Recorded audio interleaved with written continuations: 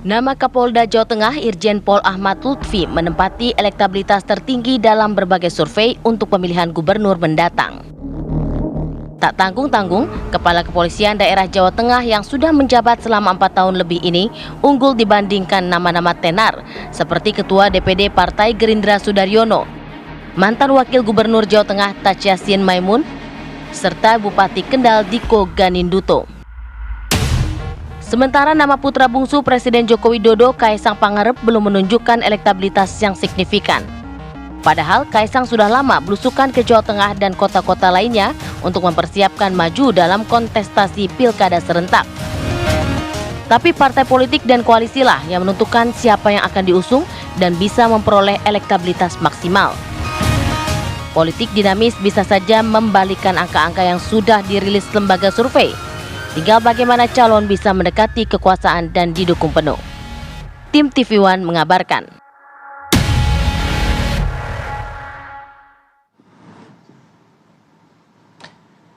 Ya, mantan Gubernur Jawa Tengah Ganjar Pranowo ini juga ikut merespon soal wacana Kaisang Pangarep untuk maju di Pilkada Jawa Tengah. Ganjar menyebut bahwa Kaisang punya Partai Solidaritas Indonesia atau PSI. Bahkan Kaisang juga menjadi ketua umum di partai tersebut. Nah, nantinya partai yang akan menentukan langkah Kaisang dalam pilkada. Nah, sebelumnya Kaisang memberi sinyal bahwa ia akan maju dalam Pilkada Jawa Tengah. Namun ia belum memutuskan apakah maju sebagai bakal calon gubernur atau calon wakil gubernur.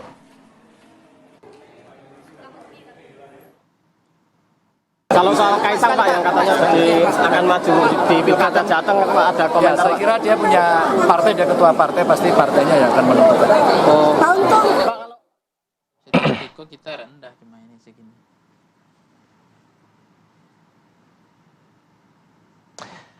Baik, kita akan bahas mengenai hal ini pemirsa. Apakah kemudian Kaisang Pangarep ini akan maju sebagai salah satu bakal calon, entah itu bakal calon gubernur atau bakal calon wakil gubernur di kandang PDIP di Jawa Tengah yang kemudian juga menjadi pertaruhan bagi PDIP.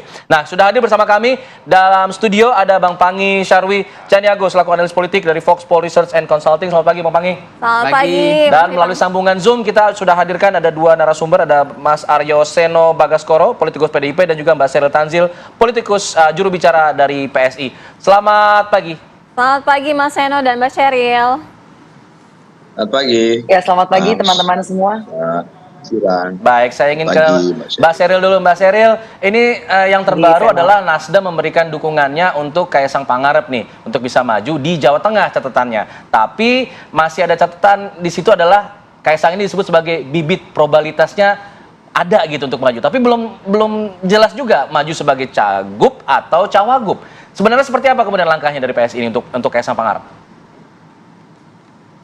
Ya, terima kasih. Ini pertanyaan yang sudah bergulir wacana sekitar 1-2 bulan belakangan ini ya.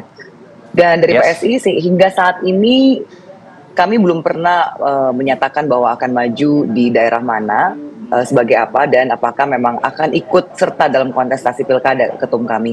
Tapi yang jelas beginilah, kami sangat mengapresiasi karena justru banyak partai-partai yang melirik sosok ketum kami ya Mas Kaisang. Misalnya dari Golkar, ketika kami bertandang ke Golkar, mereka sudah menyodorkan nama yaitu untuk calon wakil gubernur kalau Kaisang mau maju di DKI. Lalu PKS, Presiden PKS menyatakan siap mendukung jika Mas Kaisang maju di Jawa Tengah. Dan terakhir adalah Nasdem seperti yang tadi Mas katakan. Intinya kami apresiasi ya, tapi memang kami masih mencoba melihat kemungkinan-kemungkinan yang terjadi di lapangan dan akar rumput masih cair. Masih ada sekitar 1 bulan lah untuk menentukan langkah kami. Kami belum bisa memutuskan ya. Tapi yang jelas begini, kami melihat bahwa Jawa Tengah ini berhasil melahirkan pemimpin-pemimpin terbaik di Indonesia. Salah satunya adalah Pak Jokowi misalnya ya, yang sudah 2 periode memimpin Indonesia sebagai presiden. Dari sini kita melihat bahwa pemilih di Jawa Tengah merupakan pemilih yang kritis dan mereka pintar.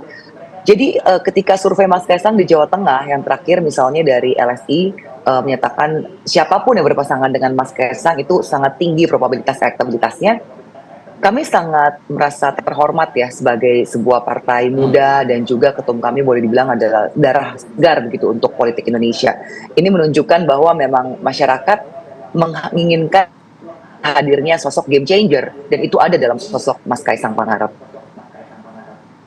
Ya, Mbak Sheryl, kalau misalnya andaikan sudah ditentukan pilihannya antara Jawa Tengah atau Jakarta, artinya hitung-hitungannya lebih fokus kepada apa? Elektabilitaskah menurut survei-survei yang sudah ada, atau dengan siapa koalisi itu akan bersama-sama? Dalam pemilu itu kan ada beberapa faktor penentu untuk sebuah keputusan akan maju di daerah mana dan juga untuk menentukan faktor kemenangan ya. Tentunya kita akan melihat pada data saintifik yaitu data survei. Saat ini memang survei paling tingginya itu adalah di Jateng. Di DKI sendiri ini masih ada waktu sekitar 1 bulan ya. Kemarin saya ikut dalam launching survei indikator untuk probabilitas yang tidak menjawab itu kan masih sekitar 20% begitu. Jadi sebenarnya baik Jawa Tengah maupun DKI ini masih ada waktu sebulan lah, survei ini kan masih naik turun. Tapi selain melihat hasil survei, tentunya memang betul kata Mbak tadi, kita akan melihat partai-partai mana yang akan mau mengusung, karena itu sesuai dengan undang-undang ya, perlu sekian persen dari kursi yang ada di DPRD yang mau mengusung. Di DKI kami punya 8 kursi, di Jateng meskipun kami punya 2 kursi, tapi bagaimanapun juga Kim merupakan sebuah kekuatan ya. Dan kami akan tegak lurus dengan Kim, kita akan berkonsolidasi di dalam, karena pada hakikatnya ketika kita mau mendukung bagaimana nanti pemerintahan Prabowo Gibran, kita perlu memilih sosok-sosok figur-figur kepala daerah yang akan inline dalam menjalankan program pusat supaya ada percepatan dalam menjalankan program pusat, karena kita tahu saat ini di beberapa daerah ketika misalnya ada ego sentris dari dari kepala daerah yang ternyata partainya mungkin tidak mendukung pusat, itu akan sangat sulit untuk menjalankan program-program di daerah tersebut. Baik, kalau bicara Jawa Tengah, tentu tidak afdol kalau kita bicara mengenai PDIP yang selama ini juga sudah menguasai Jawa Tengah. Tentu saya akan tergelitik kalau saya di PDIP kalau melihat narasi-narasi yang mengatakan bahwa siapapun dipasangkan dengan Kaisang pasti akan menang di Jawa Tengah. Nah, bagaimana kemudian tanggapan dari PDIP yang sampai saat ini kita belum dengar nih, siapa calon akan diusung oleh PDIP di Jawa Tengah? Karena memang sebelumnya Pak Ganjar Pranowo kan sudah 2 periode tidak bisa maju lagi. Ada tokoh-tokoh lain yang punya kans untuk bisa melawan Kaisang Pangarep, Mas Seno? Ya terima kasih Mas. Jadi pada intinya sebenarnya demokrasi itu kan akan tampak semakin hidup, semakin matang kalau ada banyak opsi dan banyak pilihan. Bahkan menjadi sangat memungkinkan untuk menjadi kondusif apabila ada perbedaan-perbedaan itu dan itu terjadi. Nah, selama ini di dalam praktek pemerintahan yang terjadi di Indonesia tidak pernah ada masalah kok kalau misalnya antara presiden lalu kemudian kepala daerah itu berbeda-beda preferensi politik, pilihan politik itu sesuatu yang biasa saja kok. Dan pembangunan tetap bisa berjalan dengan baik. PDI Perjuangan selama puluhan tahun setelah dikuyok-kuyok demikian parah pada saat reformasi, melahirkan pemimpin dalam suasana perbedaan demokrasi yang biasa saja. Tidak pernah ada upaya kami untuk menyeragamkan semacam itu antara semua daerah di Indonesia harus satu pilihan politik. Sehingga di Jawa Tengah pun akhirnya muncul berbagai pemimpin yang berasal dari bawah, yang itu kemudian diidentikan dengan PDI Perjuangan. Dari pemilu ke pemilu, lahir pemimpin itu dari bawah, dari proses kaderisasi yang panjang, dari tidak ada yang instan di Jawa Tengah, lalu muncullah proses itu, yang memunculkan banyak pemimpin yang dari Jawa Tengah itu tadi, muncul dari rahim kaderisasi yang kita coba lakukan di Jawa Tengah salah satunya. Sehingga dalam melahirkan pemimpin tentu kita tidak berani coba-coba, tidak berani main-main.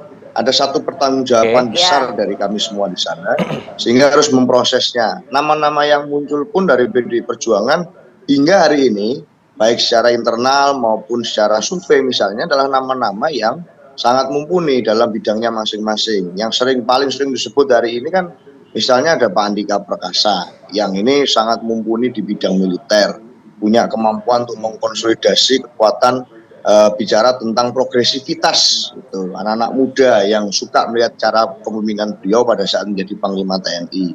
Lalu ada Mas Hendy misalnya, yang ini pernah 2 periode menjadi wali kota Semarang dan sekarang kepala LKPP. Ada Bung Jekek, seorang kepala daerah muda juga, dan banyak beberapa nama yang lain. Tetapi nama-nama itu semua mencerminkan satu hal yang sama, kompetensi dan rekam jejak yang baik.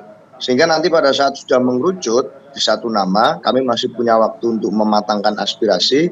Saya yakin betul bahwa kalau di survei sekarang nama-nama itu semua muncul, tetapi kan belum ada yang berada di angka aman banget. Tuh, ini ada angka kepastian, ini pasti menang nih, belum ada juga, masih sangat dinamis. Sehingga Kami yakin kalau Baik. pada saatnya kami sepakat dengan satu nama, mesin politik jalan, kita akan bisa menggerakkan pilkada besok di Jawa Tengah dengan semakin semarak dan penuh pilihan. Saya rasa itu, Mbak Sira. Baik, kalau kita lihat dari posisi kalkulasi yang masih pantau lah saat ini untuk di Jawa Tengah, ini nama-nama siapa saja yang saat ini masih sangat-sangat kuat? Ya sebenarnya dari nama-nama yang santer menjadi perbincangan di ruang publik ya, itu kan nama-nama yang tidak bisa lepas dari 5 nama besar ya. Pertama ada Pak Ahmad Lutfi, kemudian Kaisang, ada Tak Yassin, ada Gus Yusuf ya, kemudian Mbak Atiko. Ini kan nama-nama yang selalu diperbincangkan hari ini. Nah yang kedua adalah dalam konteks ini kan dunia pilkada, kontestasi pilkada di Jawa Tengah ini kan lapangannya ibaratnya tuh setara, equal. Karena tidak ada incumbent, meskipun memang ada Tak Yassin sebagai wakil gubernur. Nah di dalam posisi seperti ini maka elektabilitasnya masih sangat kompetitif dan dinamis. Jadi benar apa kata tadi Mas Seno? Ya, belum ada yang Kuat-kuat banget menonjol gitu ya. leading ya di atas 50% misalnya. Dengan demikian juga ini dinamikanya sangat panjang karena akan ada turbulensinya, ada persoal pasangan. Nah, dan nama-nama ini juga termasuk namanya Kaisang atau Pak Ahmad Lutfi atau Mas Diko, ada Sudaryono. Sudaryono kan kemarin udah maju jadi wakil menteri, ditarik kemungkinan nggak akan tarung di Jawa Tengah. Ya. Kemudian ada Mbak Atiko atau Gus Yusuf dan nama-nama lain. Termasuk mungkin tadi nama Andika, tapi kita belum kelihatan potretnya kemarin Mas Andika yang disampaikan tadi. Nah, cuma ini kan dengan konteks seperti ini, kondisinya sekarang, penuh kehati-hatian betul. Karena positioning karena kompetitif, maka faktor wakil sangat penting juga. Nah, ada juga di elektabilitas partai misalnya, atau calon kandidat. Orang itu nggak cocok sebagai gubernur, cocoknya wakil gitu. Ada juga orang yang dipasangkan ketika dipilih sebagai gubernur, dia nggak cocok karena dia diwakil. Itu bisa terbacanya dari apa? Bisa kebalik-balik jadinya. Jadi positioningnya dia. Pertanyaannya apakah Kaisang itu positioningnya sebagai gubernur atau wakil gubernur? Nah, survei yang kita lihat kemarin itu trennya memang Kaisang lebih cocok sebagai wakil gubernur. Tapi kita nggak tahu tren ke depannya gitu. Nah, PDIP yang kedua adalah PDIP juga biasanya dia tidak terkonsentrasi pada center of kandidat atau figur. Karena mirip dengan PKS di Jawa Barat, kandangnya. Jadi siapapun yang diusung nanti elektabilitasnya naik sendiri. Trackingnya bagus ini. Karena apa? Karena dia bertarung dengan mesinnya juga. Mesin politiknya. Jadi dia bicara bukan berarti ya. persoalan dalam pilkada adalah personalisasi kandidat. Tetapi konteks ini dia sangat level confident bahwa kami nggak terlalu pusing soal figur itu karena kami dianggap punya mesin. Nah yang ketiga adalah tentu Pak Jokowi juga akan mengkalkulasi, menghitung ulang, mencermati. Saya pikir pasti dia akan memutuskan apakah akan betul-betul maju di kandang banteng memasang Kaisang sebagai gubernur atau wakil gubernur, atau kemudian mempercayakan melanjutkan ke Ahmad Lutfi sebagai bagian dari Pak Jokowi juga, termasuk PSI juga mendukung beliau selama ini. Tapi sampai sekarang PSI juga masih bimbang kan, apakah Ahmad Lutfi diteruskan atau ditarik kembali, kemudian dimajukan Kaisang, atau Kaisang apa yang disampaikan Presiden Jokowi mengatakan sama-sama menarik, di DKI menarik, di Jawa Tengah menarik.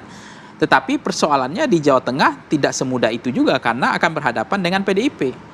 Mesin partai di PDIP, partai ID-nya di PDIP kan kita tinggi akan sekali. dalami ya, masih panjang mengenai gitu. nama-nama dari calon itu sendiri dan juga pasang-pasangan dari parpolnya itu akan kami dalami. Usai jeda kami segera kembali. Kita lanjutkan dialog. Tadi Mas Pangi sempat menyinggung ya bahwa ini ada juga hitung-hitungan dari partai-partai politik yang paling tidak akan berkoalisi. Saya ingin ke Mas Seno terlebih dahulu. Mas Seno, kalau melihat dari PDI Perjuangan, artinya ini masih sangat dinamis untuk menentukan nama. Tapi paling tidak, jika sudah ditentukan nama, harus dari kader PDI Perjuangan, atau ada kalkulasi juga melihat bagaimana dengan siapa-siapa saja parpol yang akan mengikuti? Ya, pada prinsipnya kan komunikasi politik kami lakukan dengan intens di berbagai wilayah dengan banyak pihak, baik kepada partai lain atau dengan tokoh-tokoh. Di Jawa Tengah pun juga bukan berarti kami menutup kemungkinan adanya kemungkinan berpasangan atau melakukan kerjasama politik dengan calon wakil gubernur yang mencerminkan kerjasama politik dengan partai lain itu. Sangat mungkin itu masih bisa terjadi. Tetapi secara positioning tentu di gubernurnya sebagai partai pemenang pemilu legislatif, kemudian yang di pemilu gubernur yang lalu juga kami diberi kepercayaan 2 periode mendapat kepercayaan masyarakat menjadi gubernur Jawa Tengah. Tentu ada positioning politik yang kami harus mengajukan kader kami sendiri sebagai konsekuensi dari pilihan politik menjadi partai kader. Jadi itu yang tentu kami akan lakukan sebagai calon gubernur tentu dari kader kami. Sehingga dalam konteks itu kami tidak dalam posisi untuk mengomentari lebih banyak tentang kemungkinan calon eksternal dulu, gitu. Karena secara penggodokan di dalam internal kami ini terus kami lakukan dan kami punya stok kepemimpinan yang cukup banyak kalau bicara tentang Jawa Tengah dari tahun ke tahun. Jadi tidak ada masalah dalam hal misalnya kepemimpinan kader internal secara list. Baik, PDIP masih akan terus menyodorkan kader internal, mengutamakan itu dulu. Bagaimana dengan PSI? Sepertinya, Mbak Sheryl, kalau tadi Mas Panggi bilang, sepertinya PSI masih akan menunggu keputusan dari Pak Jokowi dulu, untuk kemudian apakah Kaisang akan maju di Jawa Tengah ataupun di Jakarta. Kalaupun di Jawa Tengah, masih ada nama Ahmad Lutfi di sana, yang sebenarnya sudah mendapat endorse dari Pak Jokowi sebelumnya. Nah, ini jika kemudian 2 nama ini masih maju di Jawa Tengah, artinya kemungkinan ada satu yang harus dikorbankan untuk bisa maju. Bagaimana kemudian pendapat dari PSI? Saya ralat dulu nih Mas, tidak ada loh Pak Jokowi Silakan. ikutan dalam hal ini ya. Dalam beberapa kali doorstop dengan wartawan itu Pak Jokowi tegas menyatakan bahwa kalau soal calon kepala daerah itu silakan tanyakan pada partai, itu bukan urusan presiden. Jadi saya ralat sedikit ya, tadi kalau Mas bilang menunggu keputusan Pak Jokowi itu tidak benar ya. Kaisang ini kan orang yang sudah dewasa, dia bisa menentukan langkah politiknya sendiri. Tapi beginilah, kalau saya lihat, kalau kita hitung-hitungan jumlah kursi, saat ini PDIP memang mayoritas ya dengan 33 kursi, lalu PKB di posisi nomor 2, kalau nggak salah 20-an kursi. Tapi kalau kita hitung lagi dari total koalisi dari Kim, itu saya hitung ada sekitar 50-an kursi. Dan politik itu cair ya. Mungkin di Pilpres bisa berbeda, tapi dalam hal Pilkada ini kan ya sangat cair melihat ketokohan dan bagaimana chemistry di daerah tersebut. Jadi saya rasa kemungkinan masih sangat terbuka, bahkan mungkin kalau misalnya dikatakan PDIP punya kader-kader yang hebat-hebat, saya setuju karena ini adalah kandang banteng. Entah kenapa PDIP itu seakan-akan sudah menjadi kultur untuk masyarakat Jawa Tengah ya, itu memang harus diakui. Tapi ya kita lihat Mas Kaisang ini juga kan bagaimanapun juga, kemarin saya mengutip ya dari seorang pengamat politik yang juga mempunyai lembaga survei, Mas Kodari. Mas Kodari mengatakan bahwa saat ini sosok Pak Jokowi di Jateng itu orang melihatnya masih part dari PDIP begitu, dan Kaisang ini kan putra bungsu Pak Jokowi yang memang juga darah Jawa Tengah. Jadi kita lihatlah, bukan tidak mungkin bahkan kader dari Kim mungkin bisa bersatu dengan kader dari partai yang mungkin bukan koalisi pada saat Pilpres dalam kontestasi di Pilkada nanti. Karena politik itu pada dasarnya cair dan pada akhirnya tokoh yang akan dimajukan itu adalah tokoh yang menurut partai-partai adalah yang terbaik untuk kebutuhan masyarakat Jawa Tengah. Jadi ini kita lihat bersama lah Mas, ini masih ada 1 bulan waktu untuk masih konsolidasi dan menjalin hubungan komunikasi dengan berbagai pihak. Baik. Mas Panggi, terakhir mungkin sebagai konklusi, tadi agak dibantah juga sama Mbak Sheryl mengenai hal tersebut, silakan. Iya, sebenarnya dalam politik kan nggak boleh menduga-duga ya, harus terukur kan, dengan artinya Pak Jokowi termasuk orang yang percaya dengan lembaga riset kan. Nah sejauh ini per hari ini potensi Kaisang ada di Jawa Tengah itu sangat besar, ketimbang harus berjudi bertaruh di Jakarta dengan melawan Anies, dengan peta yang beliau sebenarnya tidak semudah itu juga, karena ini bukan wilayah beliau juga, artinya zonasi wilayah pertempurannya Kaisang sebenarnya kan kansnya lebih di Jawa Tengah. Nah persoalannya siapa yang akan dikorbankan itu? Apakah karena ceruk segmennya sama kolomnya, antara ketika Kaisang naik pasti Ahmad Lutfi akan tergerus. Jadi maksud saya ini memang bukan pertaruhan Pak Jokowi, tapi kita sama-sama tahu aja lah gitu. Jadi peta politik ini memang tangan dingin Pak Jokowi kan sangat besar selama ini kan, beliau nggak pernah ada rekam jejak kalah kan. Dan aku yakin akan memutuskan Pak Jokowi apakah di DKI atau di Jateng. Tetapi secara panggung depan pasti ini bukan anak kecil ya, ini PSI, ini Kaisang, ketua umum. Iya, tapi dalam politik common sense kita harus jalan juga, sense of politik. Jadi itu wajar gitu. Jadi saya membaca, saya cermati apakah nanti akan dibarter Pak Lutfinya, atau karena partai-partai lain juga sudah cancel skema Pak Ahmad Lutfi, termasuk Gerindra, Golkar kan. Tapi Pak Jokowi kan ingat injury time last minute terus. Nah, apakah akan ada kejutan ini gitu atau tidak gitu. Jadi kalau misalnya akan di Jawa Tengah itu kejutan sebetulnya, karena memang selama ini masih kokoh itu leading itu Jawa Tengah adalah Ahmad Lutfi. Gitu. Nah, persoalan nama-nama lain seperti Tak Yasin, Dikot, Atiko, kemudian Gus Yusuf, itu kan baru positioning sebagai wakil dianggap gitu. Belum pertarungan antara positioning sebagai gubernur. Ini pertarungan positioning sebagai gubernur, yaitu ada Kaisang sama dianggap kemudian nama baru ini termasuk Pak Ahmad Lutfi. Yang kedua adalah kita mencermati dalam konteks pilkada ini di Jawa Tengah ini tidak semudah yang kita bayangkan juga. Ini menghadapi yang sebetulnya Jawa Tengah itu adalah center miniatur politik Indonesia. Memang betul bahwa orang yang nanti jadi gubernur Jakarta maupun gubernur Jawa Tengah itu potensi menjadi pemimpin nasional kan.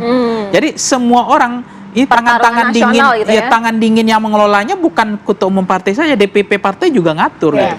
Termasuk kekuasaan yang hari ini sedang berkuasa. Dan itu saya meyakini itu. Yang terakhir, data saya menunjukkan Jawa Tengah itu vote buying-nya tinggi sekali. Jadi vote buying-nya. Jadi 52% itu sudah pernah menerima uang dalam pilkada. 52%. Nah, kalau kita tanya, yang toleransi terhadap politik uang 80%. Kemudian yang mengatakan wajar terhadap politik uang itu angkanya 50%. Walaupun dari 50% baseline tadi kita tanya lagi, ternyata yang kemudian dia memilih hati nurani tetap ada 40%. Yang memilih yang ngasih uang tetap ada 20%. Tetapi dalam konteks ini, betapa pentingnya nanti kita bisa lihat mesin partai juga penting, personalisasi penting, logistik juga besar di sini. Gitu. Jadi tidak hanya soal isu, tidak hanya soal programatik. Jadi kita nanti akan dalami lagi ya, karena kan memang masih ada waktu kurang lebih 1 bulan, tapi mungkin siapa tahu nih minggu-minggu depan, akhir-akhir ataupun awal-awal Agustus sudah ada namanya ya. Tapi tebak-tebakan boleh aja kan, mau di Jateng atau DKI. Tapi kalau Mbak Sira sama Bang Afat di mana?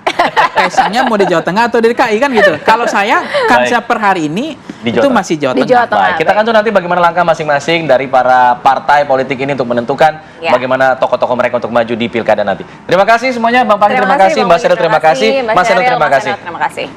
Dan bisa kita jeda dulu, kita akan kembali dengan informasi mengenai rencana untuk sidang PK yang akan berlanjut pada hari ini. Sidang PK di Desa Katatal akan berlanjut di Pengadilan Negeri Cirebon. Kita akan bahas di Apa Kabar Indonesia Pagi.